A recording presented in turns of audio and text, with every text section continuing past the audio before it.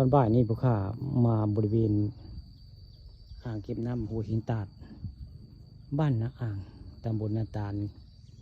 คาเฟ่หรือว่าร้านอาหารจานตื่มร้านนี้ร้านอาหารตามสั่งได้ใครอยากกินหยังก็มานี่แหละมาบริเวณร้านอาหารคาเฟ่พี่ตื่มอยู่บ้านนาอ่างตำบลนาตาลแต่ว่าหมู่นี้คืออ่างเก็บน้ำได้อ่างเก็บน้ำบ้านนาอ่างตำบลนาตาลแหละหมู่นี้หมู่ซึ่งหน้าคือเป็นบ้านพักตากอากาศได้บ้านพักตากอากาศอันพี่ตื่มหรือว่าจานตื่มร้านนี้ที่รองรับแขกบ้านแขกเมืองมาเนาะไผมาเที่ยวมาชมมารับมานอนก็ได้บริเวณนี้บ้านมันเป็นบ้านพักตากอากาศได้อยู่บ้านนาอ่างตำบลนาตาลเรียกว่า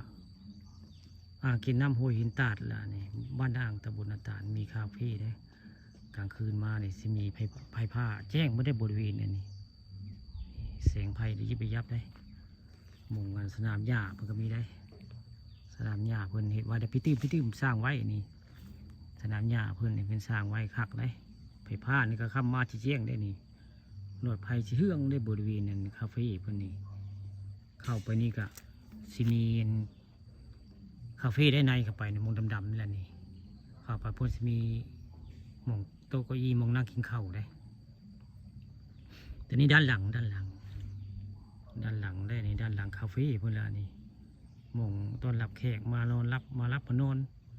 เป็นบ้านพักตากอากาศว่าไงบ้านพักตากอากาศอยู่อ่างเก็บน้ำหัวหินตาดพื้นที่ของพี่ตื่นว่าไงหม่องนี้คาเฟ่พี่ตื่นหม่องนี้เรียกว่าคาเฟ่พี่ตื่นหรือว่า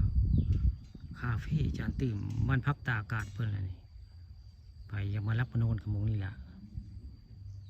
ทำมาสิมีเสียงสีอย่างที่ประยับได้แจ้งได้บริเวณนี่รถไฟเพิ่นเลยนี่ขับมากะไฟนี่ก็จะแจ้งจังป่างแล้วนี่บริเวณคาเฟ่อันจานตื่ม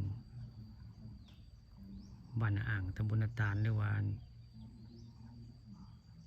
อ่างเก็บน้ำห้วยหินตาดบ้านนาอ่างตำบลนาตาลอำเภอตะงวยหม่องนี้คือเป็นคาเฟ่จานตื่มบ้านนาอ่างตำบลนาตาลไว้ง่ายคาเฟ่หรือว่าร้านอาหารตามสั่งกันละไปอย่างค่ะว่ากินได้ไว้ง่ายบรรยากาศโรแมนติกได้ร่มเย็นได้ไม่ต้องห่มไม้มีห่มไม้นั่งเศร้ามีเต้นอย่างด้วยได้บริเวณนั้นร้านอาหารพี่ตื่มหรือว่าจานตื่มมันบ้านนาอ่างตำบลนาตาลนี่ตอนบ่ายมันนี่พวกข้าเอาภาพสวยงามเนาะสวยงามอันเป็นเดินหญ้าพี่ตื่มนี่ในมิดไว้ง่ายผมปลูกหญ้าไว้คักได้บริเวณมองรองรับแขกมองแขกมารับมานอนนี่แหละบ้านพักตากอากาศจานตื่มแล้วนี่อยู่อ่างเก็บน้ำบ้านอ่างตำบลนาตาลไปมารับมานอนก็ได้บริเวณนี้มารับมานอนคุยกันได้เนาะนอนคืนอะไรก็คุยน้ำเพิ่นได้พี่ตื่มร้านอาหารพี่ตื่มบ้านนาอ่างตำบลนาตาลอำเภอตะงอยทิวทัศน์สวยงามได้นี่ครับคาเฟ่แต่มีที่รองรับมองนอนได้ไผมาทางไกลครับแขกบ้านแขกเมืองก็มารับมานอนได้บริเวณด้านหลังของร้านอาหารคาเฟ่พี่ตื่มได้ร้านอาหารตามสั่งว่าไงอย่างก็สั่งได้คือร้านอาหารพี่ตื่ม